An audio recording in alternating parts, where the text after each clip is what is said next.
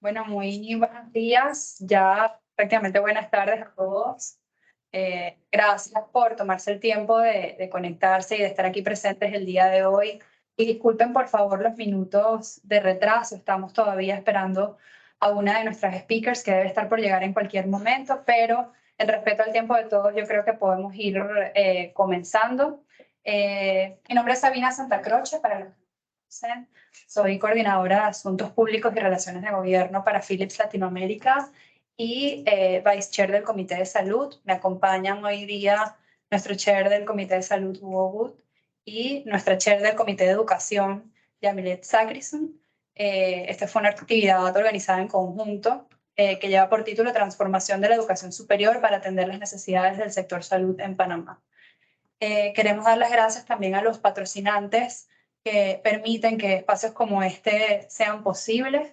AES Panamá, Johnson & Johnson, Tigo Business, Chevron, KPMG y Panama Canal Railway, y también a Banco Lafice, Vivank y Global Bank. Gracias a todos.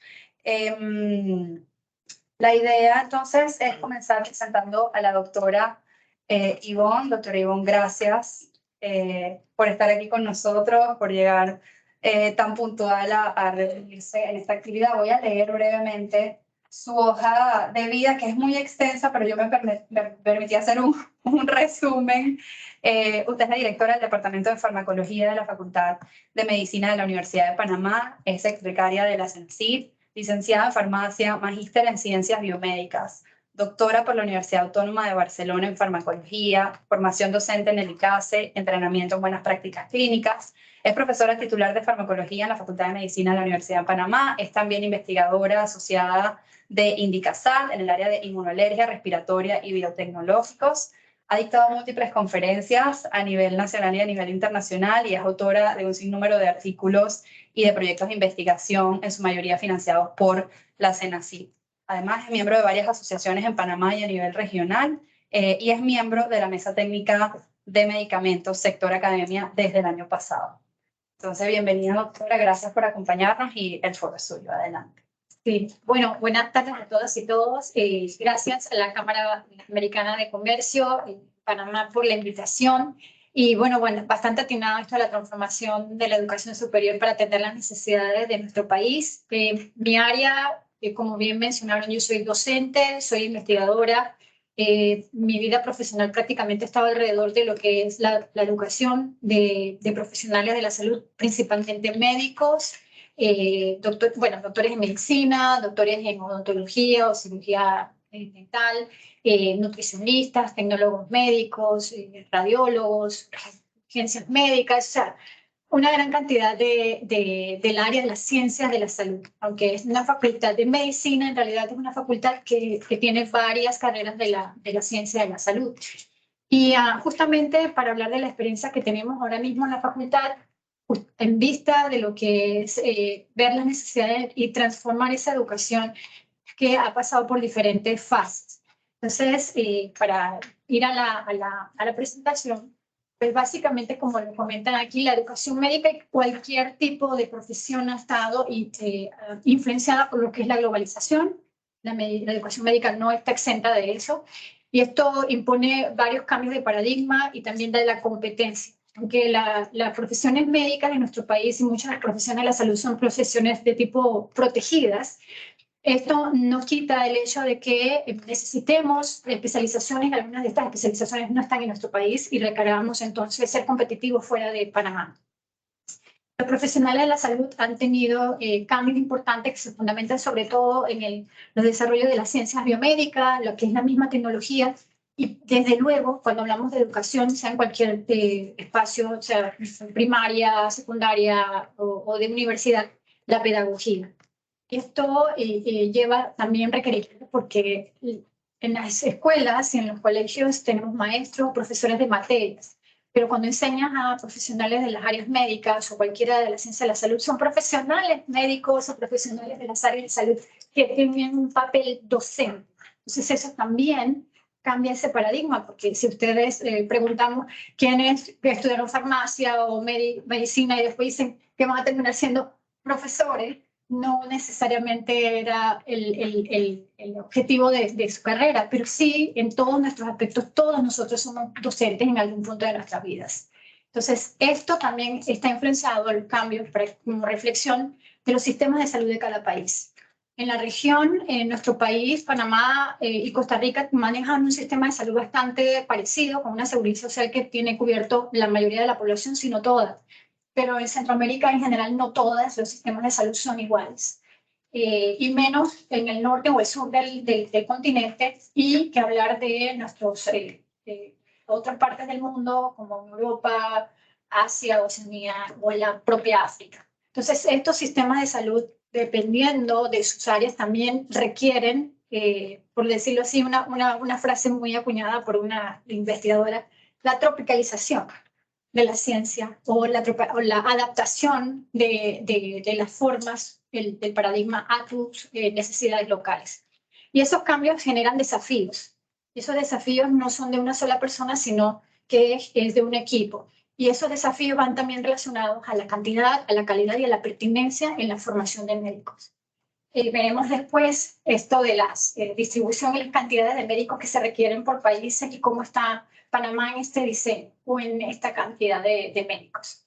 También lo otro importante es que se ha planteado que es necesario diseñar currículums, cuando hablamos de currículum de pensum académico, que integren varios aspectos, pero no solamente los aspectos académicos por tal, sino que hay una gran necesidad de un médico con mejores estándares, con mayor humanismo, que tenga un conocimiento de todo. Decía un profesor en la escuela que algunas veces en estas carreras de ciencia somos un océano de conocimiento de poca profundidad, mucho de todo. Entonces, obviamente, esto lleva a que hay que cumplir estándares y sobre todo hay que también tener el aspecto del estudiante, o sea, el por y para qué de la educación en cualquiera de los niveles en los estudiantes. Ese es nuestro objetivo.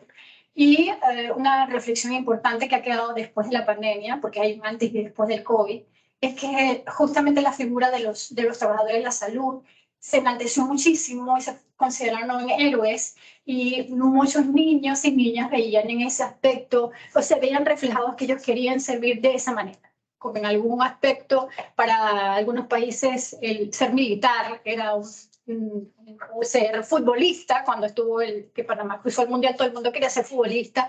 Bueno, en este tipo de aspectos, verse reflejado también requiere que nosotros, o sea, haya una selección apropiada de lo que son los estudiantes para estos programas de pregrado y garantizar que al final estos estudiantes salgan de lo que llamamos eficiencia terminal y que las prácticas y los cursos sean pertinentes con la realidad del país. Entonces son puntos a reflexionar. Históricamente, la medicina moderna, por decirlo, la carrera de medicina, en el siglo XX cambió muchísimo debido a los descubrimientos, sobre todo, de los microorganismos. Se conocían desde antes, pero hay que recordar que los tratamientos, sobre todo los primeros antibióticos, fueron a principios del siglo XX. Y la revolución con la penicilina y con los otros antibióticos, sobre todo, era también una garantía de ganar o perder una guerra. Y así fue la Primera y Segunda Guerra Mundial. Y por eso tenemos nosotros los medicamentos que se sacaron del lado de los aliados versus los del eje. Y tenían que ver con esa capacidad que tenían ellos para manejar infecciones, que era lo que más mataba después de las heridas de guerra, eran las infecciones debidas a una herida abierta. Y cómo manejar el dolor y todo lo demás. Entonces, eso también llevó a un cambio en el paradigma de la enseñanza. Muchos de nuestros libros, yo soy farmacóloga, y los libros de farmacología, lo sabe bien Juan Eric, son así de gruesos y vienen algunas veces en 2 tomos, y regresan un montón. Pero el detalle es que para principios del siglo, antes de 1950, el 70% del libro de farmacología más conocido, el Goodman y Hillman, premio Nobel de Medicina en el 92, era antibióticos. El 70% era de los antibióticos, ¿vale? Entonces, en fin. Y los otros 30% era de los demás. Y decían, oh no se conoce. Mecanismo. Un profesor nuestro, el doctor Espósito, decía que algunas veces los mecanismos de acción de ciertos medicamentos eran un dogma de fe. Entonces pueden imaginarse y cómo la enseñanza, y eso en el campo de tratamiento, de farmacología, pero asimismo en el campo del diagnóstico, de la patología o de la propia fisiología, porque la anatomía, el cuerpo es como es, no cambia. Hay modificaciones, hay cambios congénitos y demás, pero en general tiene una estructura muy, muy parecida. Entonces se generaron muchísimos informes, sobre todo en Estados Unidos, que es nuestro referente, y es nuestro referente histórico para Panamá, porque hay que recordar que gracias a un cambio en salud pública es que tenemos el Canal de Panamá. Entonces, está la enseñanza y nuestros primeros profesores muchísimos y las rotaciones de los primeros médicos en Panamá se hicieron en hospitales como el Gorgas en su momento, y tenemos, de hecho, somos un país de referencia en medicina tropical por estos mismos hechos. Entonces, el informe Flexner, que fue publicado en 1910, el informe Welch and Rose sobre salud pública en 1915, el informe del Comité para el Estudio de la Enseñanza de la Enfermería, publicado en 1926. Todos estos informes daban cuenta de los cambios importantes que se estaban suscitando en la generación de conocimiento. Y esto allanó el camino para cambios en el proceso de enseñanza, establecieron las bases científicas de lo que era enseñar la medicina, las carreras de salud en general, y sobre todo porque se enfocaba en esos principios en un importante papel de la salud pública. Hay que recordar que una de las pandemias que tuvimos, la tuvimos en 1916 al 18, que fue la gripe española, mal llamada gripe española, y que realmente cambió muchísimo el paradigma de cómo era el manejo, y justamente porque había procesos de salud pública que se establecieron y realizados. Lo mismo pasó aquí en Panamá, cómo se manejaron el problema con el mosquito, y que era un proceso de salud pública que empezaba sabiendo cuál era el vector, cambiando los patrones de saneamiento y demás en la ciudad de Panamá, y posteriormente entonces lo que era el tratamiento de la enfermedad, que también tenía sus consecuencias que no se conocían y eran justamente medicamentos usados antimicrobianos, en este caso contra un parásito, y que ese medicamento producía efectos adversos como dejar sordas a las personas. Y por eso muchas personas que trabajaban en la ampliación, en la apertura de las esclusas, no escuchaban el silbato cuando iban a estallar las dinamitas, porque eran tratados preventivamente con quinina. Claro. Y por eso que encontraron restos óseos cuando excavaron la ampliación de estas cosas. Entonces es interesante cómo estas cuestiones de los medicamentos que habían en su momento, por eso en el 70% era antibiótico. Entonces todo esto lleva a reformas que se manejan principalmente en lo que es la enseñanza biomédica y en la formación en las áreas clínicas y en la práctica clínica. Y de hecho, asimismo se divide el currículum de nuestra carrera de medicina en la Universidad de Panamá. Tiene un área de ciencias básicas, tiene un área de materias preclínicas y tiene un área clínica. Bien. Okay. Entonces, imagínense el cambio importante a principios de siglo, por lo menos el esquema de la derecha, que es, obviamente podían ser cirugías o podían ser autopsias, y el otro cambio importante, y lo traje a posta. ¿Qué ven ustedes allí? Mujeres en esa foto. Exactamente. El otro detalle importante es que las mujeres eran las enfermeras, no las médicas. Era una carrera principalmente con un enfoque de género, mayormente por el tiempo y los sacrificios y todo lo demás que impulsaba la propia carrera hacia los hombres y demás. La forma que se enseñaba también era muy maestri-dixi, era lo que él decía el maestro, y todos los demás seguían eso, y muchos de ellos decían: yo soy de tal escuela por el nombre de algún doctor en especial versus otros. Actualmente, si bien es cierto, igualmente la facultad utiliza modelos de cadáveres y demás, también tiene a su disposición modelos de uso de programas, aplicaciones para lo que es anatomía, por decirlo de esto, u otras materias. Y esto fue parte de lo que para la Facultad de Medicina fue un asset, por decirlo de eso, una ventaja de al día 1 declarada la pandemia, el día 2 nosotros seguíamos dando clases. Para entender la evolución, entonces, se ha dividido que la educación médica en el siglo XXI hacia el siglo XX hacia el siglo XXI está dividida en 3 generaciones o en 3 grandes etapas. La primera, que tuvo lugar a principios del siglo, o sea, 1900-1910, y promovía un currículum basado en ciencias y se generaba en las universidades, solamente en las universidades. La segunda era más a mediados después de los años 50 y demás, donde la enseñanza se llevó a los hospitales y se introdujo el sistema de aprendizaje basado en problemas, ABP.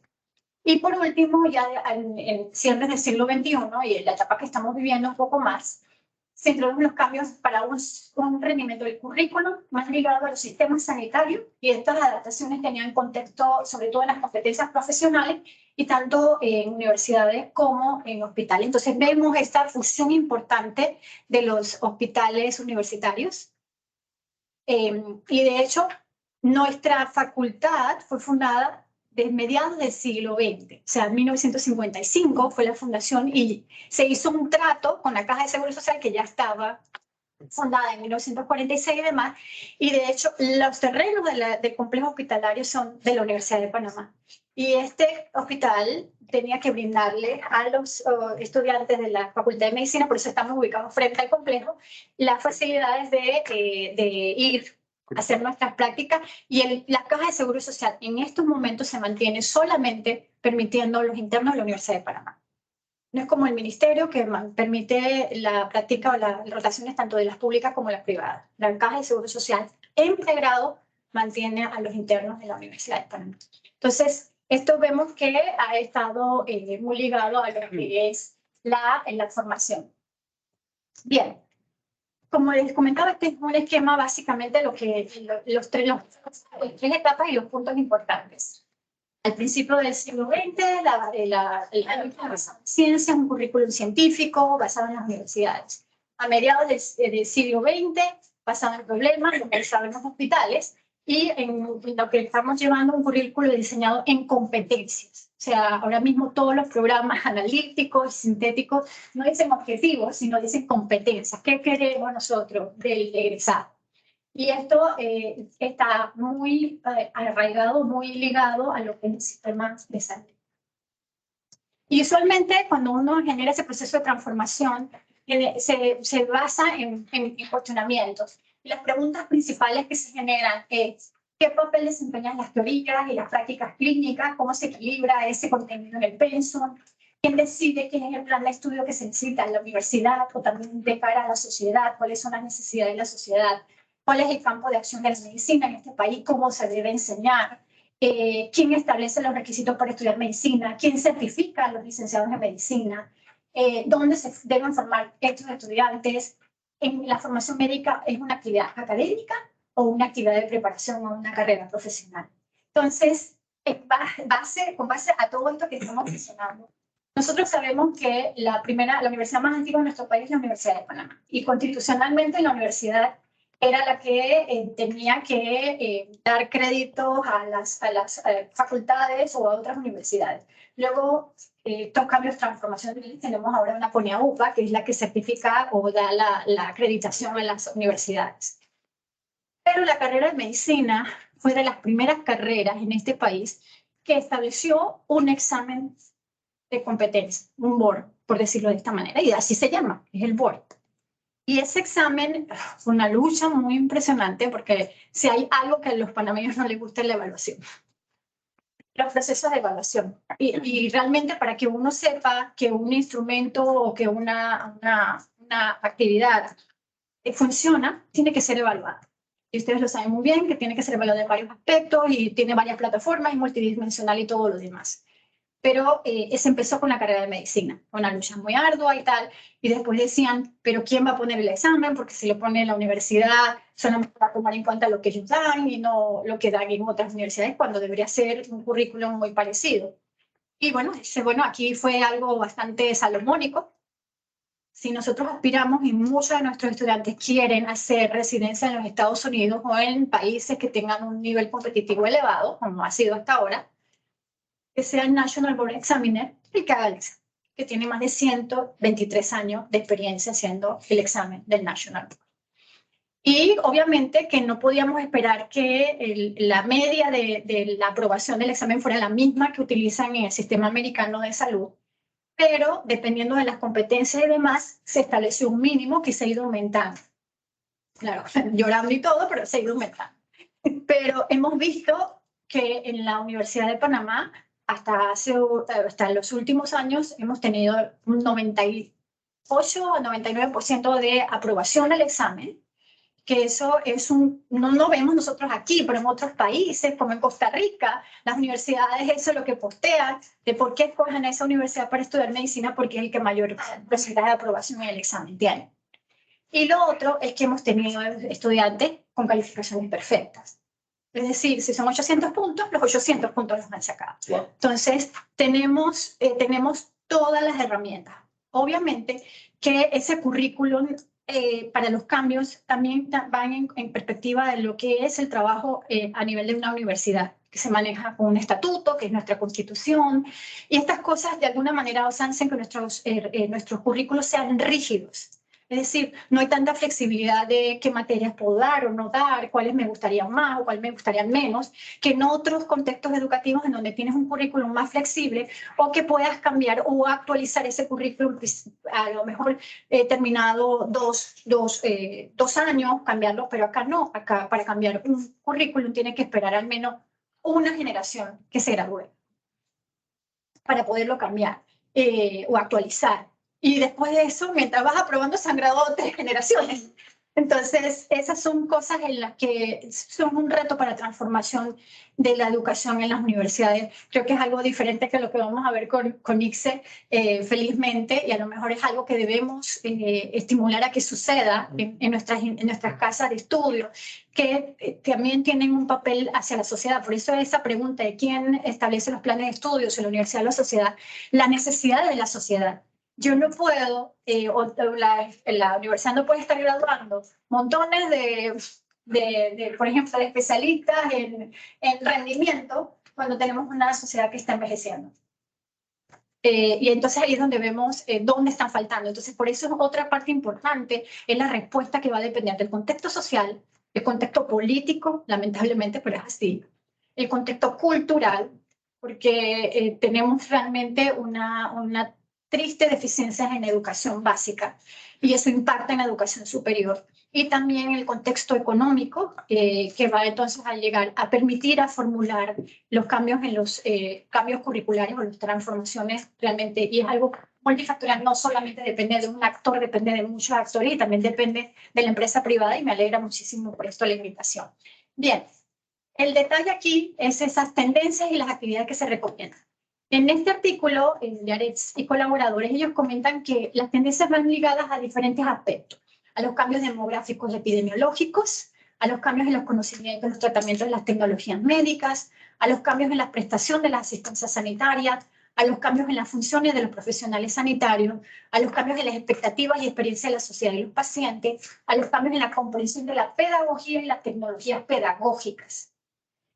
Y igualmente, imagínense, el cambio demográfico y epidemiológico, hablábamos hace un momento, nuestra población está envejeciendo. En este momento, el 12% de los panameños son adultos mayores o personas mayores. No quieren decir, adultos somos todos, personas mayores. Pero en 7 o 8 años, el 24% de nuestra población va a ser adulta.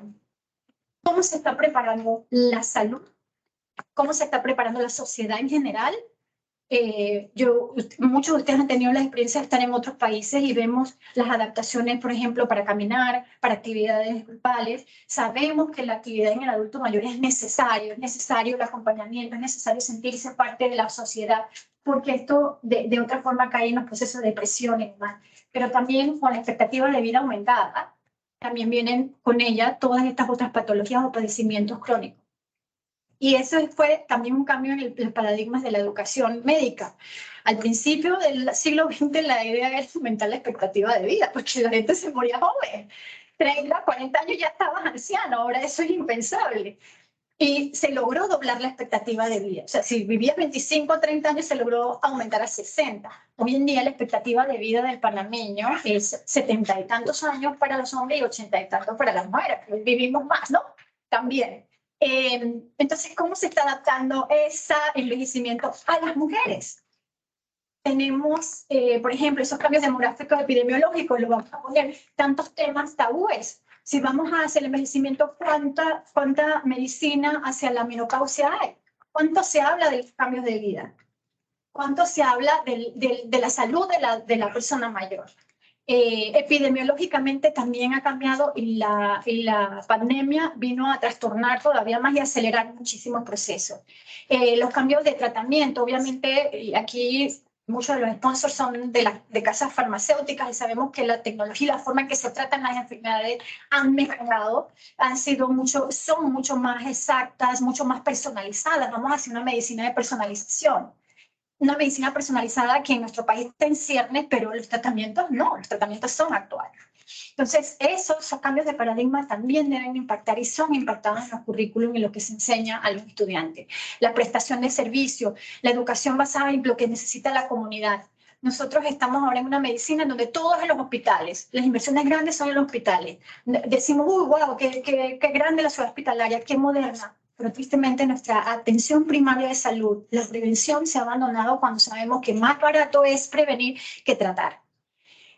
Los componentes del profesional hay que promover y es importante la educación interdisciplinaria e interprofesional. Por eso es muy importante para nosotros que los estudiantes tengan actividades colaborativas con sus pares de otras carreras, como la nutrición, como los exámenes de laboratorio, como los exámenes radiológicos o como es la medicina de urgencia. Todas estas cosas tienen que ir relacionadas. Igualmente, ellos se van a relacionar y van a trabajar de esta manera interdisciplinaria cuando estén en el ambiente de salud donde hay enfermeras, farmacéuticos y demás personal. También en lo de la salud mental. Todo esto va ligado importante a garantizar que se promueva todas estas actividades. Y una cosa muy importante, y en lo que Panamá y las universidades, sobre todo la facultad, está ahora apostando muchísimo a promover la investigación. Y la promoción de la investigación tiene que empezar desde pregrado, porque cuando ya ellos están ante un título, están a un nivel de posgrado, es que se hace mucho más difícil. Sabemos todos que es más fácil empezar a manejar bicicleta de pequeños que empezar más grande en la vida, porque tenemos como más razonamiento de lo que es peligroso, ¿no?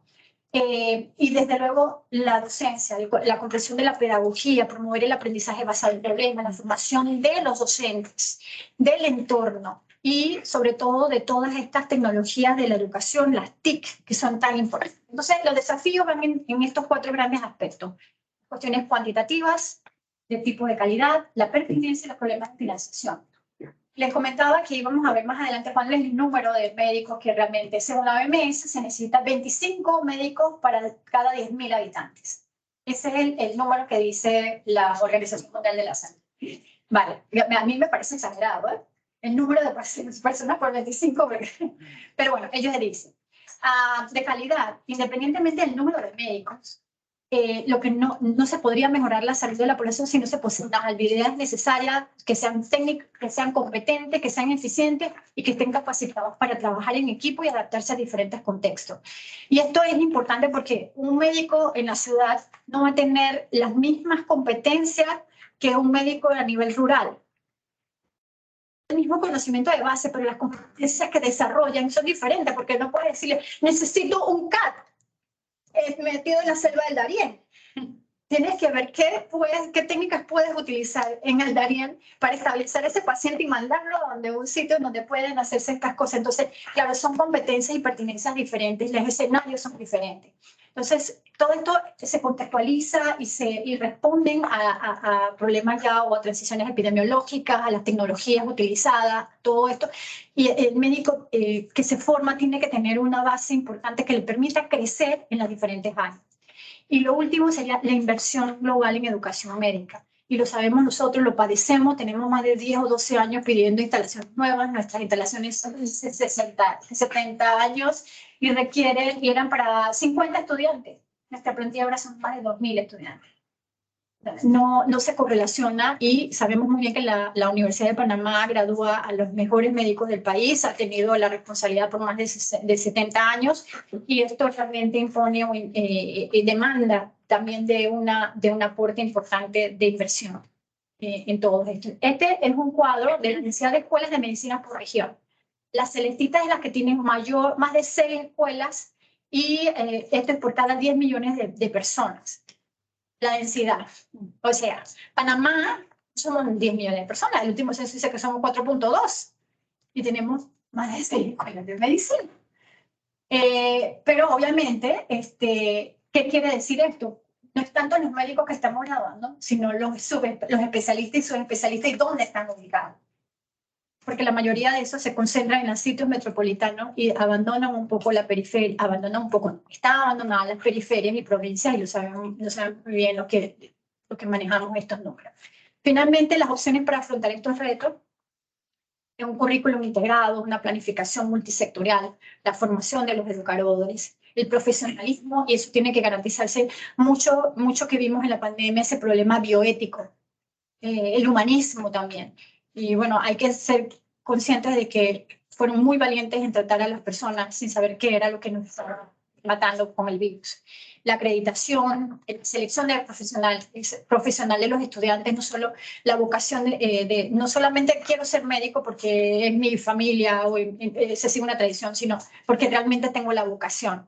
El semestre pasado hice un experimento con mis estudiantes, no científico, pero la pregunta era, al tercer año de la carrera, que es donde yo doy la clase, le pregunté, ¿quiénes hasta este momento consideran que están aquí por vocación? Muy pocas manos se levantaron. Fueron sinceros, ellos no tenían ningún problema. Y otros, y que, ¿por qué entraron a la carrera? Porque un amigo, y que vamos a hacer el examen allí, vamos, ¿qué tal sale?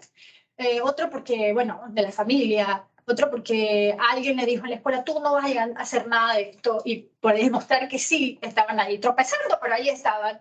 Y realmente ese paradigma tiene, y se los comentaba, ahora ustedes están al tercer año, a la mitad de la carrera, muchas, si ya estás al tercer año de la carrera y abandonas o te quedas y demás, sientes esto como un fracaso, que no debe ser, es simplemente reconocer que no es lo tuyo, pero te da las herramientas para verdaderamente buscar. Entonces, ¿qué nos está llevando a eso?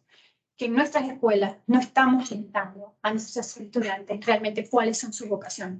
Es muy triste graduarse de algo que no le gusta a uno. Encontrar 10 años después lo que te gustaba realmente. Entonces, bueno, básicamente, para concluir, las transiciones socioeconómicas, la globalización, los cambios en la estructura de la población, las variaciones epidemiológicas, todo esto ha forjado o impuesto cambios en los sistemas de educación sanitaria y médica. Los sistemas sanitarios y educativos actuales se enfrentan a estos retos y es muy importante la necesidad de la atención sanitaria, la capacidad interdisciplinaria del trabajo de equipo, porque van a ganar prevalencia. Y esto va a influenciarse porque se está viendo que es la atención primaria, hay un desequilibrio importante en el mercado laboral y falta de resultados en el bienestar y la atención sanitaria en la comunidad. Eso se está viendo afectado. Y al final, que las principales recomendaciones para el futuro incluyen reformas educativas e institucionales.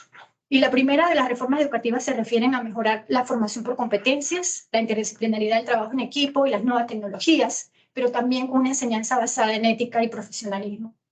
Y la segunda implica el trabajo conjunto, tanto del sector educativo y del sector salud, así como el sector privado, para implementar cambios en el sistema de control de calidad y la competencia o la capacitación constante de la docente.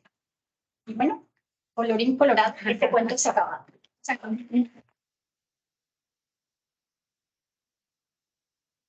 Muchas gracias, doctora, por su presentación. Qué interesante, en verdad, cómo tenemos tantos retos para garantizar un sector salud eficiente, más allá de un país eficiente y competitivo en el futuro. Son retos que sin duda necesitan ser abordados desde una perspectiva de innovación para garantizar que esas necesidades del día de mañana son atendidas y para eso hay que trabajar hoy.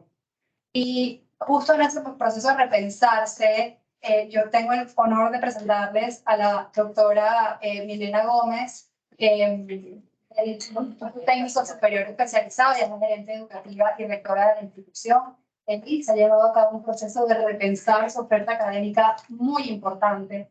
Y por eso nosotros queríamos tenerla en este espacio hoy, para poder entender cómo la institución está haciendo frente a estas necesidades que se han identificado en el sector salud y que también amerita ser atendidas en la perspectiva de la oferta académica a nivel técnico. Entonces, solamente para presentarla muy brevemente, ella es científica panameña premiada por sus investigaciones en el desempeño empresarial a través del talento humano. Es doctora en empresas, con máster en investigación de empresas, finanzas y seguros en la Universidad de Barcelona. Además, posee un máster en Supply Chain Management y Logistics y posgrado en Dirección y Gestión de Producción y Operaciones por la Escuela de Negocios de AE y la Universidad Politécnica de Cataluña. Es ingeniera industrial de carrera. Fue secretaria nacional adjunta de la CENACID y es autora de diversos libros, artículos científicos. Bienvenida, doctora, y gracias por acompañarnos. Gracias, gracias a ustedes por la invitación.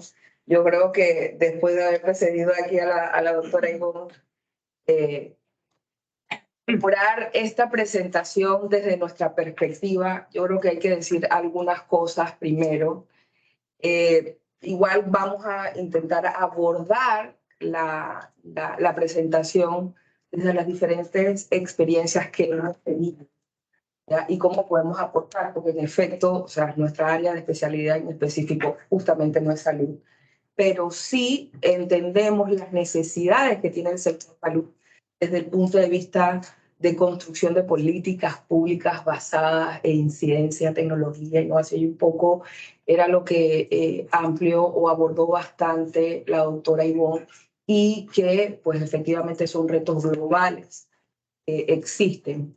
Después, desde la perspectiva de educación, ¿cuáles son los retos que tenemos en Panamá? No solamente en el sector salud, sino es un tema transversal. Retos que no son únicamente se dan en Panamá, pero sí abordar cuáles serían esos retos que son a nivel global en Panamá. Y luego un poco esa mirada hacia dónde está el ITSE, el sector salud, a pesar de que ITSE hoy no está ofertando áreas de salud. Sí hemos tenido muchos acercamientos desde el punto de vista de la industria para servicios de salud o e-health, todo lo que tenga que ver con tecnología y salud. Y justamente en ese efecto o en ese momento de repensar, se está evaluando incorporarse en la segunda etapa de implementación del ITSE, trabajar en temas de servicio de salud. No quiere decir médico, no, yo creo que allí hay muchísima experiencia, sino cuáles son las nuevas tecnologías que se pueden desarrollar de forma multidisciplinaria que contempla o que aporta el servicio de la salud. O algunos servicios de salud. Yo creo que el tema de cómo se ha movido la expectativa de vida, pero cuántas formaciones estamos teniendo para los servicios de adultos mayores en casa. ¿Okay? Ahí hay una serie de servicios que desde una mirada de educación superior en ciclo corto se pueden abordar para dar un servicio. Y que al final estos no son temas que deben tratarse únicamente desde la academia. Yo creo que son temas que deben abordarse uno como país y desde el punto de vista de las tecnologías para facilitar el sector salud debe ser en conjunto con el sector productivo. Entonces, un poco para abordar esos temas, pues, creo que el tema del desafío del sector salud, nosotros tuvimos un tráiler hace muy poco. Lo que pasa es que después que pasó el tráiler y vivimos la película, se nos olvidó. Y los países que mejor respondieron a la pandemia fueron aquellos que tuvieron robustos sus sistemas en ciencia, tecnología, innovación y educación. O sea, no hay duda de que en efecto los países que tuvieron menores índices o que pudieron reaccionar a la pandemia fueron aquellos que tenían medicina a conciencia. Yo creo que eso fue otro de los temas que la doctora Ivonne trató y de hecho yo me voy a permitir compartir algo muy personal que viví y que de hecho le debo también a los científicos de Panamá y una de ellas a la doctora Ivonne.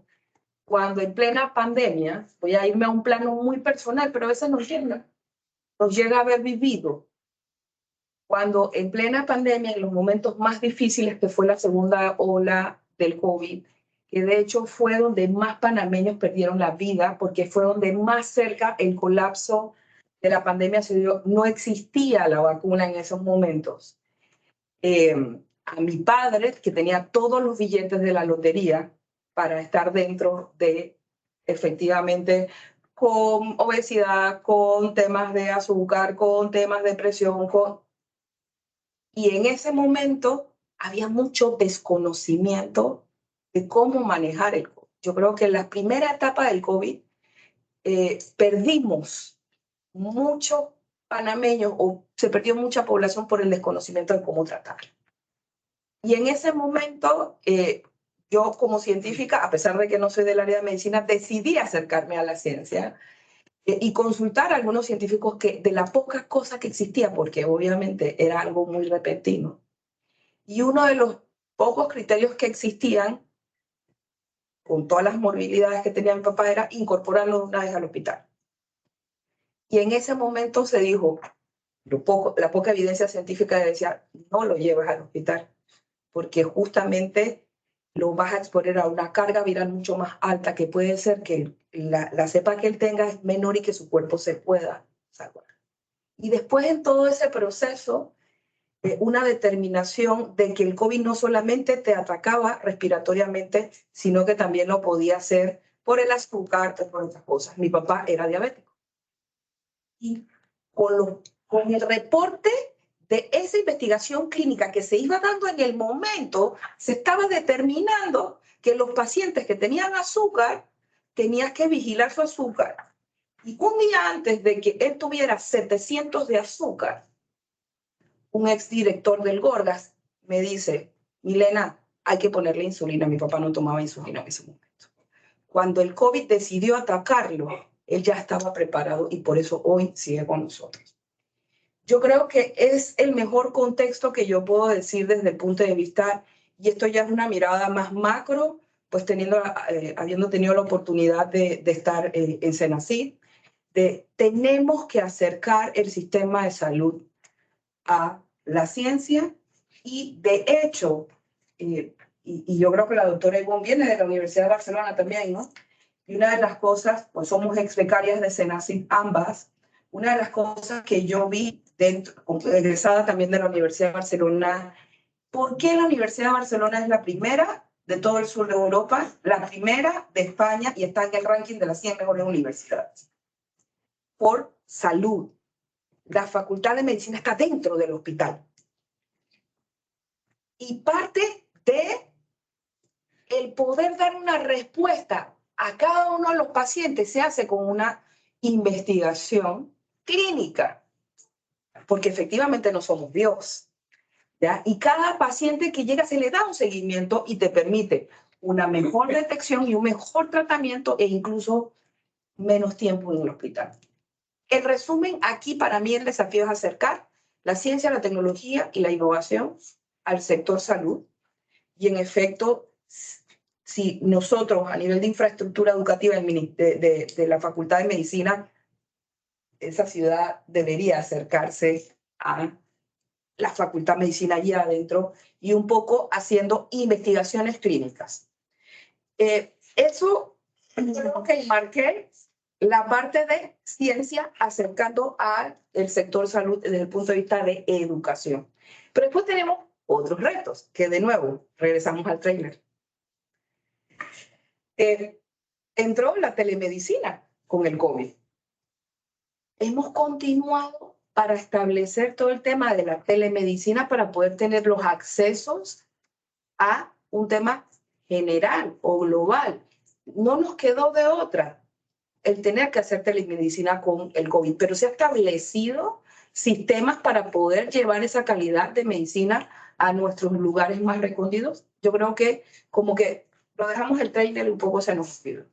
Pero después tenemos que ver el tema de la integración de las nuevas tecnologías como la inteligencia artificial. Recientemente, efectivamente, con todo el tema del ChatGPT, que incluso es un prototipo que se lanzó 3 años antes de en Silicon Valley.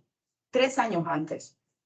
El chat no está listo. La inteligencia artificial que estamos viendo hoy no está lista, todavía hay mucha imprecisión en los resultados, pero va a estarlo. O sea, cerca de 3 o 5 años la precisión va a ser mucho más acertada. ¿Y qué es realmente lo que se requiere? El pensamiento crítico o cómo incorporamos justamente en esos nuevos currículos el poder utilizar esas tecnologías para mejorar o facilitar los sistemas de salud.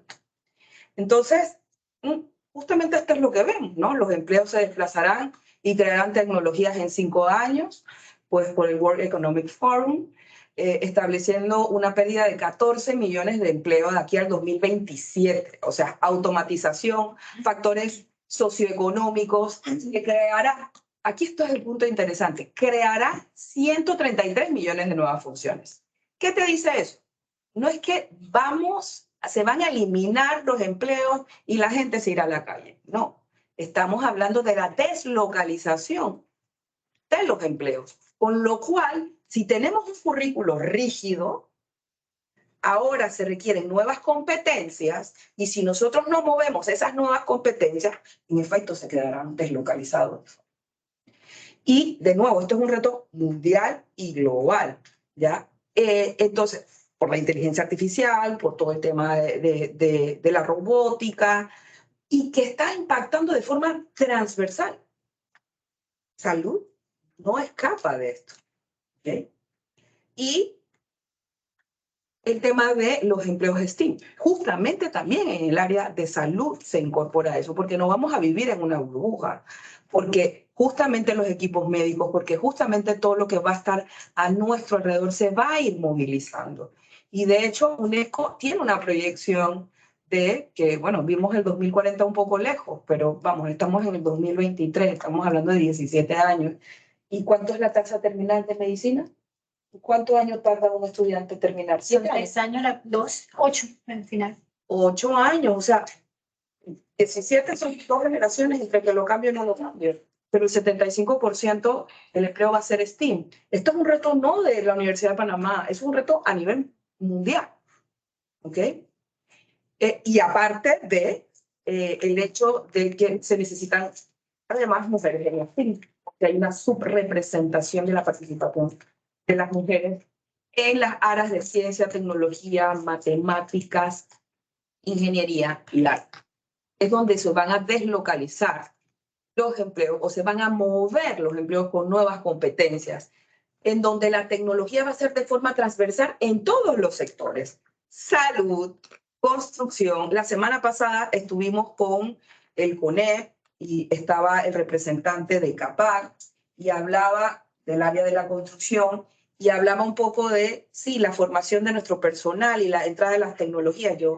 Usted sabe que ya en la Universidad de Pensilvania en 48 horas se imprime una casa. ¿Cuántas personas en esa ruta se van a deslocalizar? Pero si lo vemos en Pensilvania, lo vemos muy lejos. Pero ya en Panamá hay una empresa en Colón que imprime paredes. Y justamente ahí es donde quería incorporar en la segunda slide que ya en Panamá hay cirugía robótica. De hecho, hace exactamente 19 días yo me sometí a una cirugía robótica. La recuperación de esa cirugía, si hubiese sido de forma tradicional, al menos 15 días. ¿Ya? Y yo a los 6 días ya estaba de vuelta, con mucho menos incisión, con un menor tiempo de recuperación. Pero estamos transversalmente formando a nuestros médicos para este tipo de cirugía, y esto no es nuevo, esto tiene más de 10 años. Perdón por la propaganda, no es mi intención, pero es como que llevar el mensaje. No es el único que lo tiene, ¿no?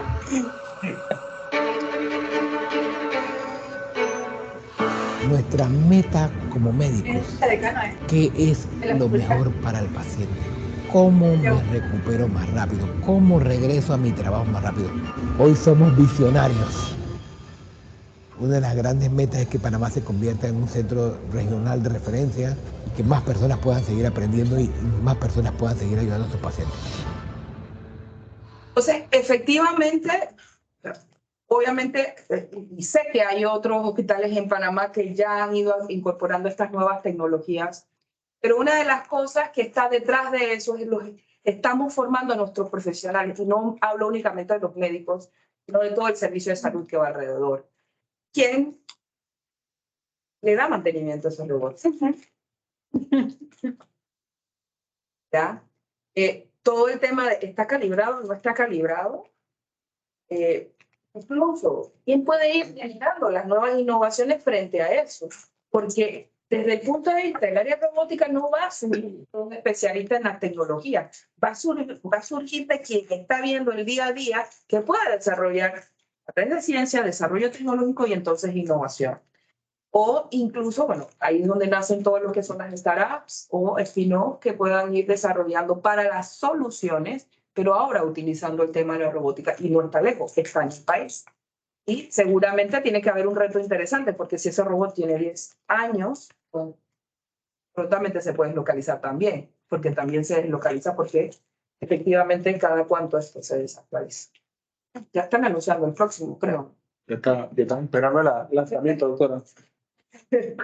Entonces, bueno, los robots cirujanos, la calidad de vida, efectivamente llega, yo cuando hablo de los robots cirujanos, una forma de plasmar que las tecnologías ya están aquí y que en efecto cómo preparamos a las nuevas generaciones para con esas tecnologías brindar mejores servicios de salud. ¿Por qué? Porque te permite efectivamente estancias más cortas, procesos de recuperación mínimas. En el tema de la inteligencia artificial, pues desde el punto de vista del diagnóstico, podemos hacer una serie de análisis de los datos de un paciente, incluso con la Big Data, ¿ya? O el análisis del histórico de los pacientes para poder tener, desde el punto de vista de prevención, oye, ha salido esto y esto y esto, o este es tu histórico, ¿ya? Y dedicar un poco más tiempo a todo lo que es la prevención. Y para mí, dentro del país, una de las cosas que considero que deberíamos reforzar mucho es la construcción de políticas públicas con base en evidencia. Los datos del censo, ahí está todo. Un poco deberíamos sentarnos como panameños, sector productivo, academia, científicos, a establecer cuáles serían entonces las políticas públicas que debemos establecer en Panamá. Si la mayor enfermedad en Panamá es diabetes, okay, ¿qué vamos a hacer a nivel de prevención? ¿Qué están haciendo los países vecinos a nivel de estas prevenciones? Que efectivamente si llegamos a atender con tiempo, es en ciencia, políticas públicas que nos ayuden a reducir pues estos temas. Y la doctora Ivonne también mencionó, a nivel superior nos impacta la calidad de lo que estamos recibiendo a nivel de la población panameña. ¿Y eso cómo se traduce en números? Pues, en efecto, estos datos la verdad, son bastante retadores como país, y lo que nos está pasando es que hay desequilibrio de los niveles de cualificación en el país, en donde estamos viendo una formación primaria o básica obligatoria con una cobertura del 90%, y después a medida de que van avanzando en el sistema educativo formal los vamos perdiendo como un efecto tubería. Y el salto más grande se da en la media, que antes llamábamos secundaria, ¿ya? Que de hecho, con los últimos datos del censo se habla de que solamente el 50% termina la educación. Y el 10% a nivel superior, ciclo completo. Más o menos, ¿cómo se establece a nivel mundial que debería estar esto antes de llegar a esto que es aún más dramático? ¿Cómo debería estar la conformación de los niveles de cualificación de las poblaciones que quieran ser mínimamente competitivos? Pues a nivel de ciclo terciario, ciclo largo, debe haber un 17%. O sea que estamos por debajo. Aquí hay un tema de cobertura, pero también de calidad. Y ahora voy a ver por qué hablo de calidad. Y a nivel de entre la media y el ciclo largo, o sea, un técnico o técnicos superiores o tecnólogos, debería estar el 49% de la población. ¿Por qué? Porque el que termina la media no está listo para el mercado laboral. Pero tampoco se requieren como grueso de sustento del sector productivo el 100% o el 49% que termine el ciclo largo. Son rutas formativas y cada uno juega un rol en el eslabón. Pero la parte más fuerte, hay una cosa que se llama efecto barril, está en el centro, en niveles intermedios de cualificación de tipo técnica STEAM con importancia, innovación y emprendimiento, que debe ser el 49% de la población y según la OCDE eso tiene que ser en 7 años. Y si analizamos la calidad del 50% que estamos graduando, tenemos esto. 1 de 10 panameños del sistema privado o público, 1 de 10 tiene competencias en matemáticas, 2 de 10 en ciencias y 3 de 10 en lectura comprensiva. Si regresamos a las anteriores y vemos que el 75% de los empleos va a ser STEAM y no manejamos matemáticas, que la va a ser STEAM. De nuevo, no es un tema únicamente del sector salud, esto es un tema a nivel global. Estas son las pruebas de PISA OCDE 18 en Panamá. Era lo que les hablaba del efecto barril, que la población debe estar al menos, aquí, debe estar al menos gordito en el centro. En la cintura. Entonces lo que estamos teniendo son desequilibrios a nivel de formación y efecto a nivel superior estamos resintiendo. Por un lado, no llega a la población que debería llegar y por el otro lado es la calidad de lo que está llegando. ¿Sí? Son retos. También hubo un diagnóstico de la educación superior en Panamá y en efecto se habla de que existe una distancia entre el sector productivo y la academia, con lo cual aplaudo grandemente esta iniciativa de ese acercamiento del sector industria hacia la academia, porque incluso esto no es un reto Panamá tampoco, esto es un reto global y los países que han podido superar eso es porque han trabajado en espacios de co-construcción entre la academia y el sector productivo, porque el sector productivo, por un lado, necesita el recurso humano con la calidad, con los estándares, pero si estamos de espaldas y nosotros, dueños de la cátedra o de la ciencia o de los estudios, sin validar o tropicalizar de acuerdo a lo que requiere el sector productivo, no se está trabajando a nivel país, digamos. Y enfrentando retos globales que es a nivel general. Y este diagnóstico que hizo el BITA en el 2019, y lo que habla aquí, ¿qué fue lo que determinó? Que necesitamos mayor capacitación docente, que necesitamos mayor capacidad de investigación, integración de la investigación con la docencia, o sea que si hacemos investigación, eso recaiga en el currículo. Pero recaiga en el currículo el que tenga la agilidad de mover la malla curricular. Porque si la ciencia también avanza de acuerdo a las últimas publicaciones y las nuevas tendencias, eso debe tener un derrame en la malla curricular. Pero se identificó rigidez en las mallas curriculares, tensiones entre universidades públicas y privadas, falta de reconocimiento de carreras de unas con otras y también del tema de calidad entre unas y otras y falta de espacios de innovación. Eso sería hacia donde tendríamos que apuntar para ir viendo este reto a nivel global de educación superior. El BIT concluye dándole un reto bastante amplio al ITSE. Le recomienda a Panamá, por un lado, identificar nuevos modelos que le permitan acercar las necesidades del sector productivo con la academia y habla de, sería interesante amplificar el modelo ITSE o ejemplos de Nanyang Polytechnic. Y para mí es la mejor manera de hablar de qué es el ITSE. El ITSE es un híbrido como Nanyang Polytechnic. De hecho, está ubicado en Singapur. La base del ITSE nace de Singapur. Es un híbrido entre educación terciaria no universitaria y una universidad.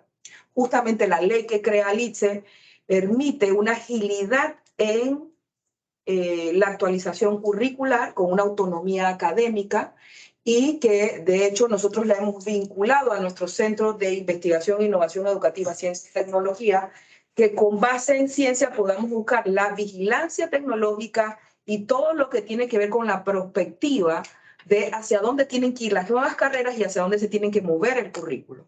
pero eso tiene que ser validado en conjunto con el sector productivo. Y es un poco hacia donde, por ejemplo, el caso de Nanyang Polytechnic, que de hecho se ha ubicado recientemente como una de las mejores universidades nuevas en el mundo. ¿Y qué hizo esa universidad, o híbrido, como el ITSE? Después de la pandemia, reseteó desde cero todos su currículum. Repensó desde cero su currículo y dijo, ok, yo no soy el dueño de la verdad. ¿Y con quién lo hizo? Colaborando con Google, Microsoft, Oracle. Obviamente serían estas las áreas en donde mayor ellos están trabajando. ¿Qué quiere decir? Que ellos comenzaron a trabajar la nueva malla curricular no únicamente con base en evidencia, no únicamente desde la academia, sino con el sector productivo.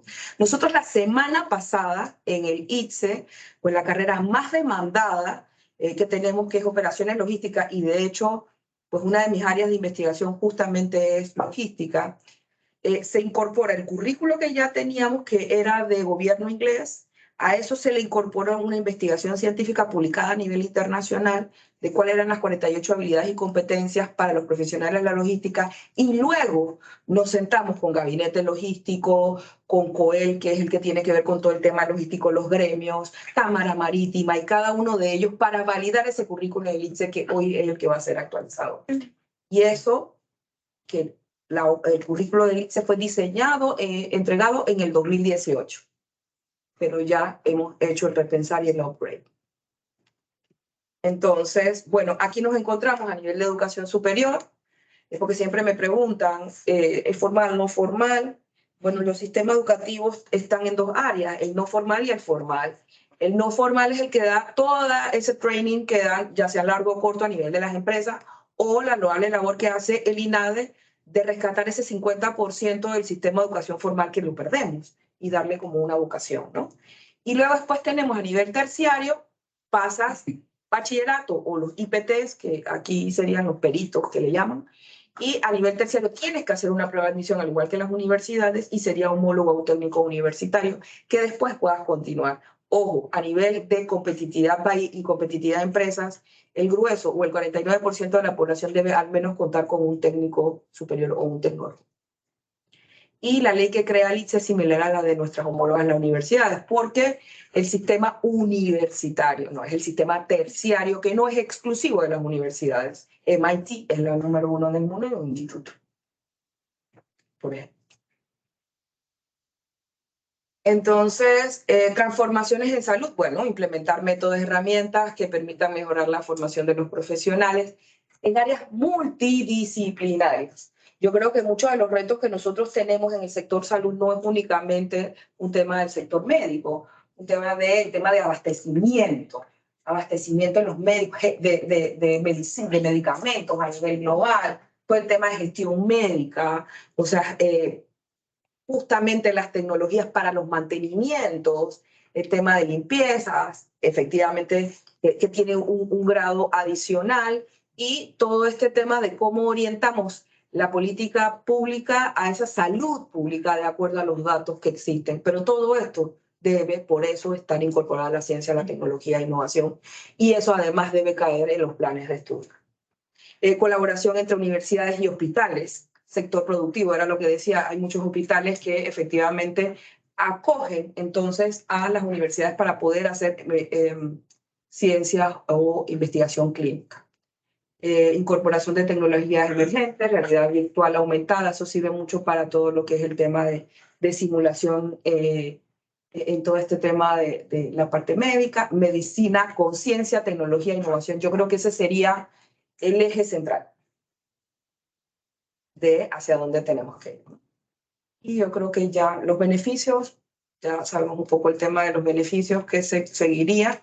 Desde el ITSE hoy ya estamos trabajando con innovación digital en temas de ciberseguridad, desarrollo de software, big data, vamos a abrir inteligencia artificial el próximo año y tecnologías para la producción. Y en un poco esa mirada, pues se nos está tocando un poco la puerta para todo el tema de e-health o temas de servicios a nivel de salud, que es un poco hacia dónde estamos caminando. Y la conclusión un poco sería nuestro desafío ODS número 4, educación de calidad con pertinencia, relevancia, eficiencia interna, eficiencia externa, impacto, suficiencia, eficiencia, equidad. Tener presente la deslocalización de los trabajos tradicionales y de que hemos incorporado o estamos incorporando de forma transversal esas nuevas tecnologías que están requiriendo nuevas competencias. Y que en efecto no dejemos a nadie atrás para promover la inclusión y la equidad. Gracias.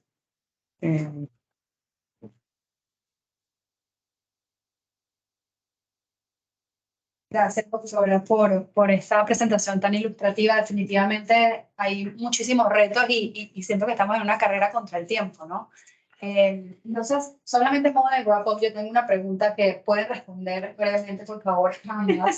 Y me gustaría después darle entonces espacio también al foro para que pueda hacer sus preguntas presencialmente primero y después a las personas que nos acompañan de forma virtual. Y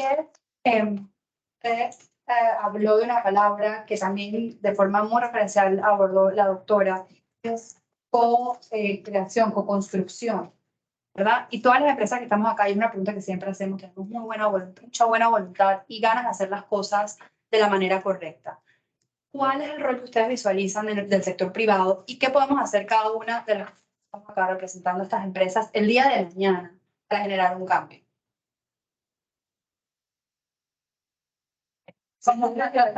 Sí, hay que se llama en la universidad, por ejemplo, Universidad de Empresa. Obviamente que hay que, son cosas como establecidas y dependiendo de las capacidades o de los objetivos de cada empresa. Como comentaba, menos de los objetivos principales es la de investigación transversal, ¿no? Es una investigación que va en la etapa preclínica hasta la aplicación clínica.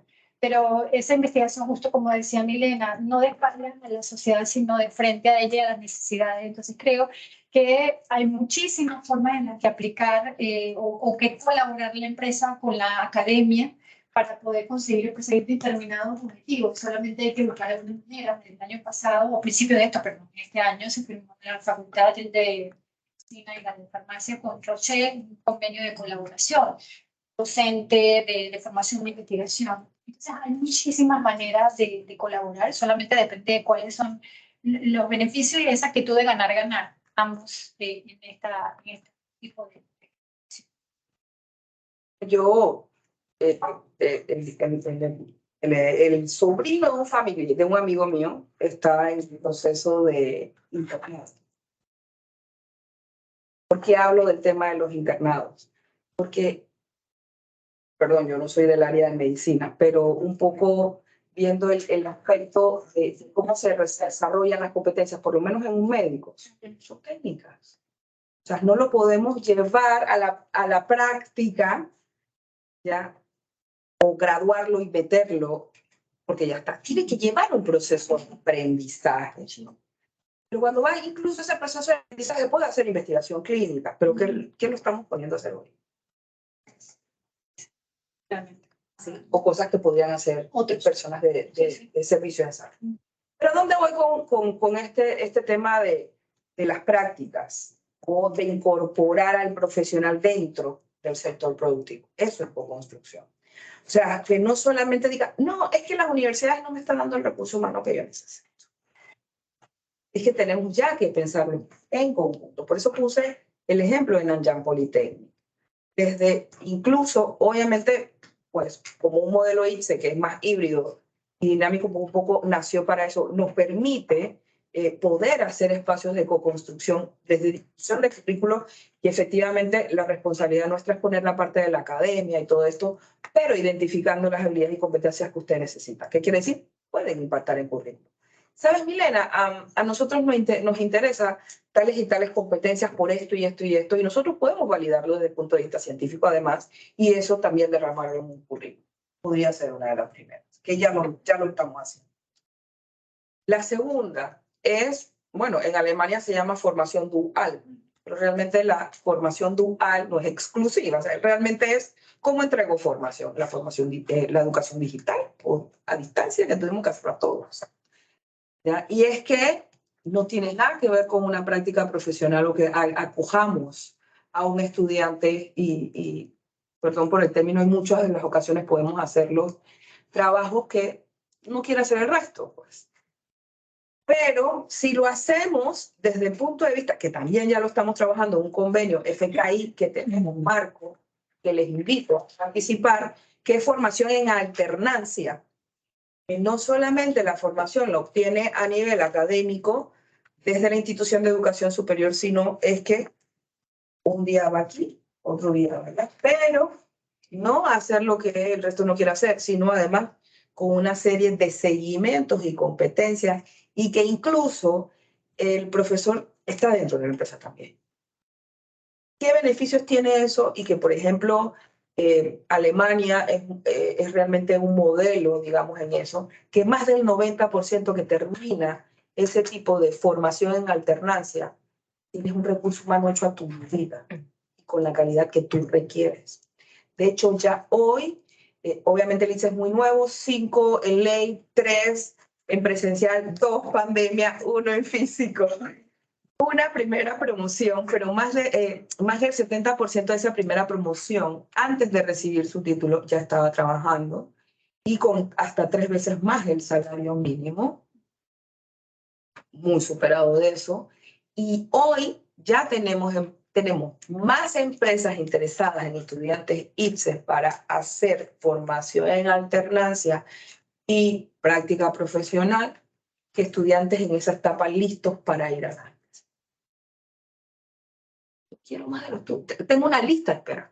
Por ejemplo, todos los estudiantes que ahorita mismo, nosotros abrimos en enero ciberseguridad, Big Data y desarrollo de software. Pues llegó una empresa del sector financiero más hacia la mirada de fintech y me dice, los quiero a todos. No, pero es que acaban de comenzar el programa. No. Pero bueno, ¿y cuándo más o menos van a estar listos como para que comiencen ya esa formación en alternancia? Bueno, al menos en diciembre, porque en la carrera de ellos son 2 años y medio, pero es una dedicación de 8 de la mañana a 4 de la tarde. Una dedicación completa. Digo, al menos en diciembre podemos ya comenzar, o sea, después de pasar el tercer cuatrimestre, podríamos comenzar ya el proceso de formación en alternancia. Entonces, allí ya tienes un recurso humano hecho a tu medida, póngase.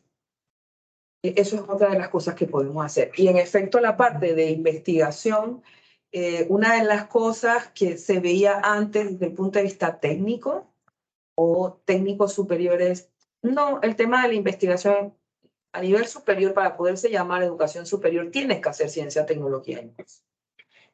Y normalmente o antiguamente se hablaba de los técnicos o tecnólogos con el aprender haciendo, en la práctica. Pero ahora, con todos esos escenarios que les mostré, la incorporación de las nuevas tecnologías también tiene que aprender a crear. Entonces, la incorporación de un ecosistema de conocimiento entre sus profesorados que tengan, obviamente, nivel de PhD, en el cual ya hemos incorporado, tenemos alrededor de 18 PhD justamente en el ITSE que estamos incorporando aún más, para que sea un ecosistema de conocimiento y que ellos participen en eso. Pero, además, la visión de las investigaciones que queremos desarrollar desde el ITSE es investigación aplicada hacia la resolución de los problemas de las empresas muy puntuales. Problemas complejos. No quiere decir que no vamos a desarrollar ciencia básica, pero un poco desde la perspectiva del ITSE, más orientada hacia el sector productivo, va un poco hacia la respuesta con ciencia de los problemas complejos del sector productivo. Muchas gracias. Gracias. Y si alguno tiene alguna pregunta, por favor, adelante. Sí. Primero, muchísimas gracias por las presentaciones, estuvieron espectaculares. Ambas esbozaron de manera magistral cuáles son los retos y las propuestas, ¿cierto? Y las soluciones que ustedes consideran para esos retos. A mí me gustaría preguntarles si tuvieran que hacer triaje de esas prioridades, y lo pregunto desde la perspectiva de cada uno de sus roles. ¿Cuál sería la prioridad número 1 en este momento para la educación en el sector? Así lo veo desde el punto de vista de nuestra problemática, obviamente es una cuestión de espacio, o sea, de infraestructura. Lo primero que necesitamos nosotros. Creo que las otras han ido evolucionando y están evolucionando. No lo mencioné, perdón por esto, pero la facultad está en una acreditación internacional. que para el 2025 ningún graduado que no esté acreditado a su facultad debería para ser residente. Y eso ya nosotros hemos vivido ya el proceso de acreditación por otro acreditador y ahora estamos con COMAEN, que es la que corresponde a la librería clínica. Entonces, estos procesos ya van adelantados, pero es infraestructura lo que realmente necesitamos más de 10 años, que justamente sería el catalizador para todo lo que es demás. Tenemos un espacio allí en Ciudad de la Salud, pero estamos en Belén con los pastores. Yo vería idílico que la nueva facultad. Sí, sí, tenemos el espacio allá, pero ¿Qué pasa? se necesita la plata para la mudanza. Para muchas cosas. Pero bueno, ya llevamos más de 10 años en esta. Y por eso es peor que la Basílica, la Sagrada Familia. Bueno. Pero sí, es. Yo diría de el trabajar en co-construcción, o sea, creo que se comparten los mismos retos. Por un lado, necesidad de recursos humanos, ustedes saben lo que necesitan, o incluso poder orientar también desde base en ciencia, que un poco es el rol desde la academia, o cómo podemos orientar en conjunto, porque usted está en el día a día, ¿ya? Y incluso a muchas empresas le ha tocado hacer I+D+I para poder competir. Porque si ya no haces innovación al interno, desapareces. Pero esa misma investigación se puede hacer en conjunto y además derramar en nuevos profesionales y dar mejores competitividad. Porque dependiendo de ciertas empresas no te puedes permitir tener un departamento de I+D.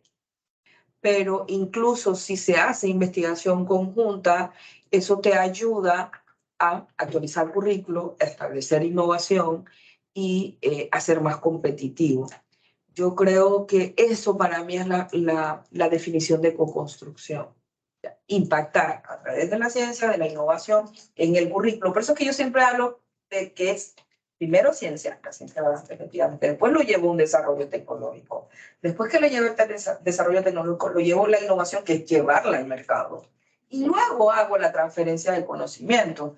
¿Pero qué estamos transfiriendo hoy?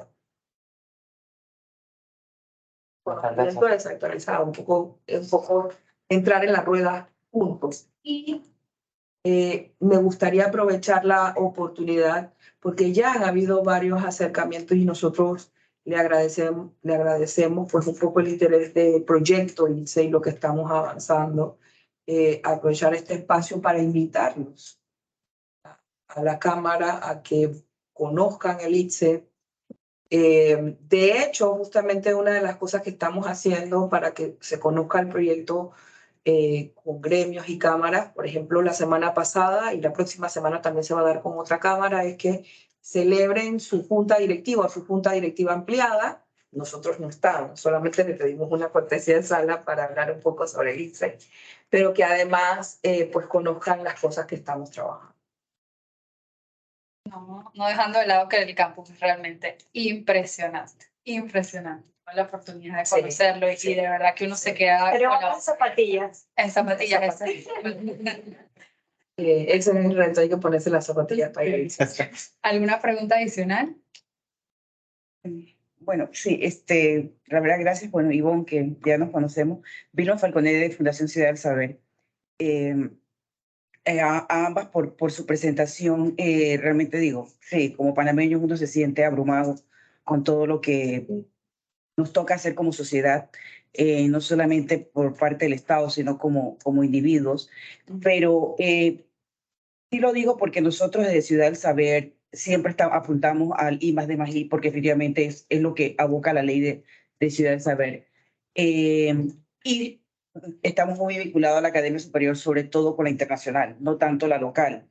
En esa línea, viendo los retos que ustedes mencionan y demás, las necesidades a las que nos hemos abocado como país, como empresas, yo no sé si se está viendo en la política de atracción e inversión, que yo te estoy atrayendo todo este capital de afuera con la idea de que se implemente en Panamá, genere y demás, pero si el labor no está, como ustedes, yo no sé cómo que si están alineados o no las políticas de atracción e inversión por parte del Estado a lo que está necesitando y formando el ICSE y la Universidad de Panamá? Bueno, nosotros, la respuesta con lo que ha trabajado el ITSE desde su creación es sí. De hecho, las primeras escuelas o carreras establecidas desde el ITSE se hizo a través de una alta comisión de empleo.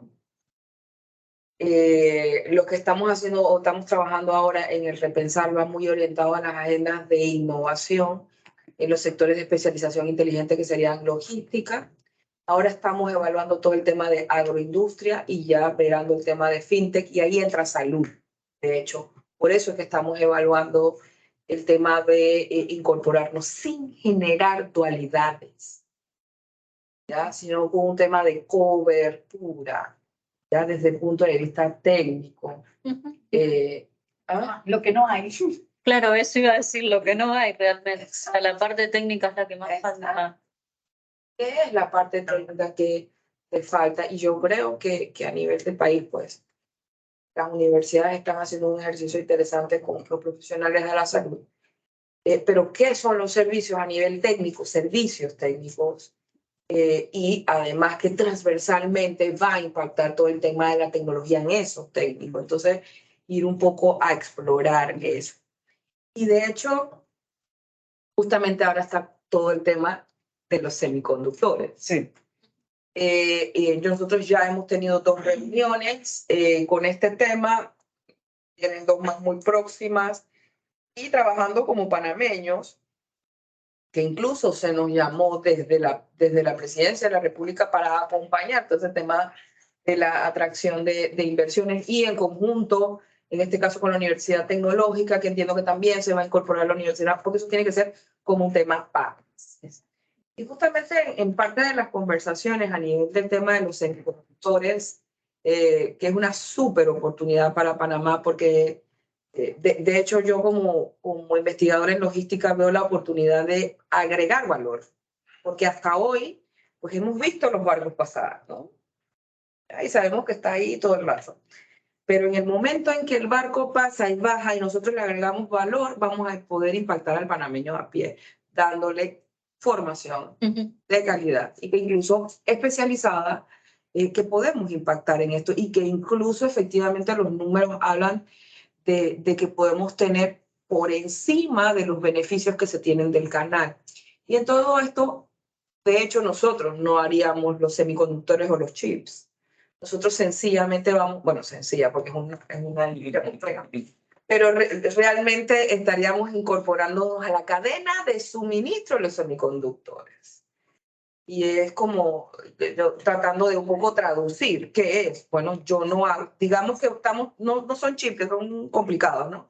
Porque de hecho dice que el nivel de especialidad es hasta 10 veces más de lo que se establece en una sala de operaciones. Ese es el nivel de especialidad. Pero poniéndolo un poquito más hacia abajo, es como si yo tengo un zapato, el chip es el zapato, y dependiendo hacia dónde va el zapato, tengo que ponerle la etiqueta cosida, porque en Estados Unidos me la piden cosida, y yo qué sé, en Costa Rica me la piden pegada, y en la otra con cola, y la otra sellada. Entonces es agarrar el zapato, agregarle valor dependiendo de las especialidades. Si va para el celular, si va para la computadora, si va para un robot, ¿no? Incorporar allí, obviamente los niveles de tecnología y de especialización son importantes. Pero ¿tenemos el recurso humano para usar en Panamá? Sí lo tenemos. Que tenemos que incorporar nuevos especializados para atenderlos también. Pero esto debe ser, y justamente para que esta industria entre de forma exitosa en Panamá, debemos directamente trabajar con las empresas que se van a instalar. ¿Por qué? Porque si haremos, digamos, desde el ITSE, podemos hacer currículos a la medida para este sector en 2 años, 2 años y medio, y en conjunto, desde el punto de vista de nivel superior, pero lo que no puedo hacer es, digamos, decir un número, graduar 200 muchachos cuando la industria todavía no se ha incorporado. O sea, nosotros tenemos que ir de la mano. ¿Para cuándo los trabajamos juntos? Para poder que haya esa transición. E incluso si utilizamos esos casos de éxito, como el tema de la formación dual, vas a poder tener muchachos a tu medida en ese proceso de instalación, porque con ese nivel de especialidad efectivamente tiene que haber un alto nivel de calidad. Sí, yo iba a preguntar. La Universidad de Arizona, cuando se hizo la evaluación sobre las preparaciones que necesitan las personas para el tema de los semiconductores, indicó que el proceso de capacitación sería aproximadamente entre unos 7 y 12 meses. Y eso es lo que yo iba a preguntar, si dentro de lo que nosotros estamos viendo, el capital humano que recibe el ITSE también es un capital humano que podemos capacitar al mismo nivel entre 7 y 12 meses, o vamos a necesitar darle unas competencias básicas antes de que nosotros pasemos a la capacitación de este personal en materia de logística, la que necesitando para agregar valor en la suministración. Bueno, yo tengo entendido que a nivel global, tanto en Nueva York como en Singapur, bueno, en Singapur, no, en Corea, quienes dieron el recurso humano para esto fueron college. Ok. Y el ITSE es un college, es el primer community college. No, le preguntaba. Pero desde el punto de vista hacia dónde voy un poco con la respuesta, es cómo entonces la industria en conjunto con la academia lo saca a nivel. Yo creo que es un tema más de una respuesta sí o no. Hay que sentarse a trabajar específicamente qué demanda, qué perfiles, porque es un tema transversal. Estamos hablando de cadena de suministro, ¿ya? Hay muchas carreras que te podré decir, no, mira, si nos sentamos, esto los tienen. Y aquí podríamos especializar y trabajar temas que se están viendo a nivel global que se llaman las microcredenciales. Porque incluso ya un chico con el currículo que nosotros estamos desarrollando de operaciones logísticas y cadena de suministro, ya, de hecho le incorporamos estándares europeos, que fue otra fundación que vino de Europa para incorporar en el currículo ya del ITSE estándares europeos.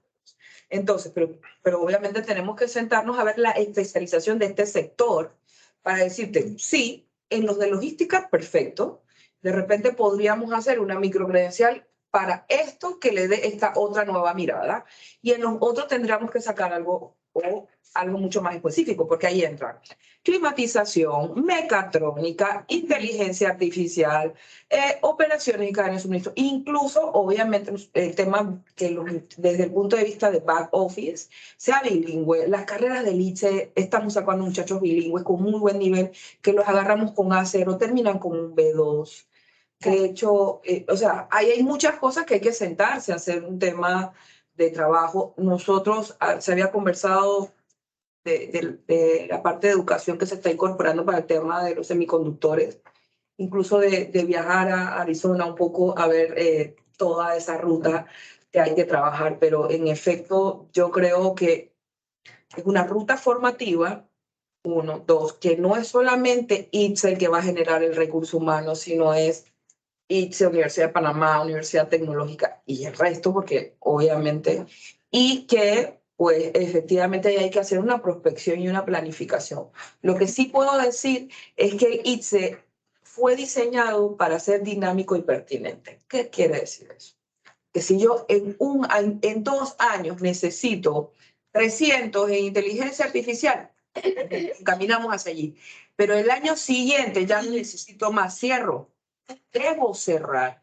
No puedo seguir lanzando al mercado un recurso humano que ya tiene el sector productivo, pero entonces decimos, no, vamos a entrar a Big Data. Entonces, eso se hace de la mano o trabajar de la mano de acuerdo a la demanda del sector productivo. Por eso que hay que hacer la planificación.